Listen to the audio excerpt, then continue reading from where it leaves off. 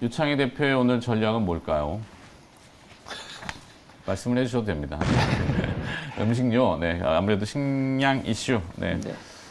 뭐 저는 꼭 뭐 최근에 뭐 곡물가격이 오른다 뭐 이런 걸 떠나서 계속해서 잘 가는 섹터를 조정 시에는 좀 주목할 필요가 있다 생각하고 있어요. 왜냐면 올해 이제 남은 시간이 이제 8월달 거의 다 갔고 한 4개월 이제 남은 상황인데 지금 강한 종목군들은 연말에도 강할 가능성이 높거든요. 그렇다면 뭐 조선 섹터라든지 자동차라든지 음식료 업종이라든지 계속 연초부터 계속 꾸준히 올라오고 있는 종목군들에 대해서 주목하실 필요 있지 않을까 판단하고 미국에 이제 수확 시즌이 들어가잖아요. 네. 이슈가 나왔지만 뭐 인도 세계 뭐 밀 생산국은 두 번째인 인도가 앞서 이제 박지원 아나운서 잠깐 언급해줬지만 그쪽도 자급하는데 이제 작황이 안 좋고 하니까 네. 뭐 세금 오히려 수입할 수도 있다라는 얘기들도 나오고 있고 인도는 공식적으로는 아직 부인했어요. 재고가 있다고 했는데 그래도 국제 농산물 가격이 조금 들썩이긴 합니다. 다시. 네. 어제도 이제 콩, 밀, 그다음에 옥수수, 콩하고 밀은 한 2% 선물 거래가 올랐고 그 미국에 이제 하베스트, 그러니까 수확 시기지만 쭉정이들이 많이 나오는 경우에 그렇죠. 이게 또 자극을 받잖아요. 그래서 지금 식음료를 보시는 거잖아요.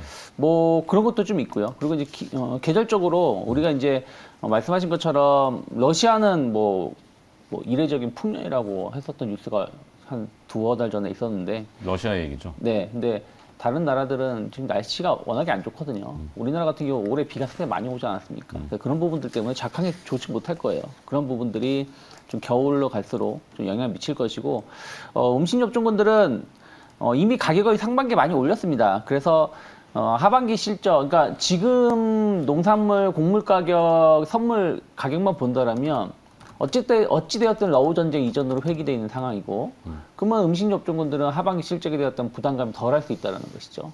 뭐 최근에 뭐 팜유 같은 것도 많이 하락을 했다고 하니까요. 그래서 뭐 2분기 실적, 3분기, 4분기 실적에 대한 어떤 기대감 충분히 있을 수 있고요. 그리고 그 음식 업종군들이 또 전통적으로 또 배당이 또 많은 기업 아니겠습니까? 네. 또 찬바람이 불어오거나 또 시장에 좀 조정기가 나온다라면 또 약간 배당이라든지 이런 기업들에도 주목받을 수 있다 생각하고 있습니다. 그래서 모든 음식료 업종을 다 보자라는 게 아니라 그 강한, 그러니까 그 회사의 대표적인 제품들이 잘 판매가 되는 기업들을 보면 좋을 것 같아요. 예를 들어서 뭐 오리온 같은 경우는 그 초코파이라는 네. 대표 상품이 있고요. 뭐 CJ 제일제당 같은 경우는 뭐 즉석식품 이런 부분들이 있고 그러면 뭐 삼양식품 같은 경우도 라면 시장이 뭐 우리나라에서야 뭐 농심 뭐 이렇게 1등이라고 보고 있지만 해외에서는 뭐 불닭볶음면 없어서 지금 못 파는 거고 전체 라면 수출의 절반 이상을 삼양식품이 차지하고 있기 때문에 이런 흐름들은 좀 더 이어질 수 있다 좀 판단하고 있습니다. 네. 그러면 뭐 삼양식품 같은 경우는 약간의 눌림목이 나왔을 때 현재가 수준도 나쁘지 않고요. 계속 우상향하고 있기 때문에 뭐 한 11만 원 뭐 이하에서는 충분히 분할 매수해 볼 수 있지 않을까 판단하고 있습니다. 네. 그래서 오늘은 섹터 전략은 음식료 쪽이고 추격 매수 되는 이쪽이 계속 연말까지 뜨거운 부분이 될 수 있다 이렇게 보시고 기업은 삼양식품 네. 네 이렇게 정태근 팀장의 오늘 섹터 전략은 뭔지 빠르게 또 볼까요? 저는 방산입니다. 방산 아까 네네. 네 LIG 넥스원을 김영 매니저가 툭 던져놓고 갔는데 네. 그래서 아까 그 방산 얘기를 하길래 생각이 통하는구나라고 생각을 좀 했었거든요. 지금 최근에 와서 방산 얘기가 조금 더 식어버렸어요. 근데 네. 이 식은 상황에서 저는 좀 이제 관심을 가져야 된다고 생각을 하고 있는데 일단 탑픽은 예상하시겠지만 현대로템 말씀 좀 드리고 싶어요. 그 폴란드 같은 경우 9월 초에 9월 5일부터 10일까지 현지에서 그 방산 박람회를 개최를 한다고 합니다. 근데 거기서 현대 국내 그 방산 기업들이 참석을 하게 되고 현대로템이 그 K2전차 180대에 대한 수출 본계약을 체결할 예정이라는 얘기가 나오고 있습니다. 그래서 단독 보도를 통해서 뭐 언론사들이 다 계속 뭐 본인들이 다 단독 보도라고 얘기하게 되면서 얘기가 나오는데 이 내용들 다 취합을 해보니까 어쨌든 그 폴란드 지역 기업인 PGZ사와 실무진 계약을 이번 달에 마무리를 하고 그리고 다음 달 초에 현지 방산 박람회에서 이제 수출 본계약하는 게 거의 뭐 교집합으로 뭐 나오고 있는 내용이더라고요. 그렇기 때문에 아마 다음 달에 이런 얘기가 나오게 된다라면은 조금씩 천천히 방산 기업들 좀 관심을 가져야 된다라고 생각을 하고 있고요.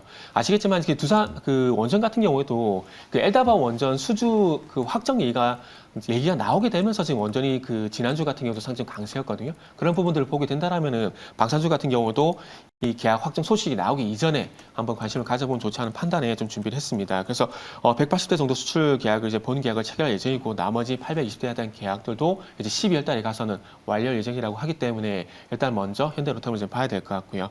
그리고 이제 FA50 한국항공우주도 이제 보게 되면 이제 미국산 공대공 미사일을 장착을 하는 방식으로 이제 수출을 준비를 하고 있다라고 합니다. 근데 이 미국산 공대공 미사일이 어느 회사냐면은 미국의 레이시온사 미사일을 장착을 합니다. 근데 레이시온사의 미사일의 대표적인 미사일이 뭐냐면은 잘 아시겠지만 토마호크 미사일이 있거든요. 그렇기 때문에 미국에 대한 토마호크에 대한 미사일 기술 그리고 미사일의 실드가 상당히 높기 때문에 만약에 레이시온사의 토마호크와 같은 미사일을 FA50에 장착을 하게 된다라면은 특히나 또 미국과 폴란드의 어떤 사이가 상당히 좋다는 부분들을 보게 된다라면은 아마 조금 더 계약 가능성은 좀 더 올라갈 가능성이 높다라고 좀 봐집니다. 그래서 이런 부분들 좀 보시면 좋을 것 같고요. 그리고 아시다시피 하나 디펜스, 하나 에어로스페이스의 자회사죠. 이 회사 같은 경우도 이제 K9 자주버 수출을 현재 착착 준비를 하고 있는 상황입니다. 그래서 탑픽으로 일단 현대로템을 좀 말씀을 드렸는데 네. 현대로템 같은 경우에 뭐 일단 가격 구간 말씀드리면 저는 개인적으로 지금 기간 조정 양상을 보이고 있는데 25,000원에서 한 26,000원 정도 한번 보시면 좋지 않을까 생각이 들고 어쨌든 21선과 가격 조정이 거의 마무리가 됐습니다. 그래서 여기서 주가가 어떤 반응이 나올지 대한 부분들을 한번 기대해 보시면 좋을 것 같고 어쨌든 이 시장이 흔들리고 있음에도 불구하고 계속해서 지금의 자리를 유지해 주고 있다는 부분들은 좀 긍정적으로 볼 수가 있을 것 같습니다. 그리고 이제 두 번째 말씀했던 FA50 같은 경우도 한국항공우주 현재 기간 조정 양상이거든요. 그래서 한번 관심 가져 보시고요. 그리고 하나 에어로스페이스 요 종목도 이제 기간 조정 양상인데 전반적으로 주가가 기간 조정 양상을 보이게 되면 시야가고 있는 상황입니다. 그래서 이런 네. 구간에서 조심스럽게 접근을 해보시면 좋을 것 같습니다. 그리고 작은 기업으로는 평화산업하고 HSD 엔진을 좀 말씀드리고 싶은데 그 폴란드로 수출되는 그 K2 엔진, 그 변속기는 독일제로 쓰기로 확정이 났습니다. 근데 엔진 같은 경우는 국산 엔진을 쓴다고 그러거든요. 근데 그 엔진이 어디 거냐면은 두산 DV27K 엔진을 장착을 합니다. 그래서 아마 이게 HSD 엔진에서 만드는 걸로 저는 알고 있거든요. 그렇기 때문에 엔진 관련돼서는 HSD 엔진 보시고 그 다음에 궤도 요거는 이제 아시다시피 평화산업 이렇게 좀 보시면 좋지 않을까라는 말씀드리도록 하겠습니다. 네. 자, 정태근 팀장의 섹터 전략은 방산 쪽이고 탑픽은 현대로템 이렇게 정리해 주셨습니다.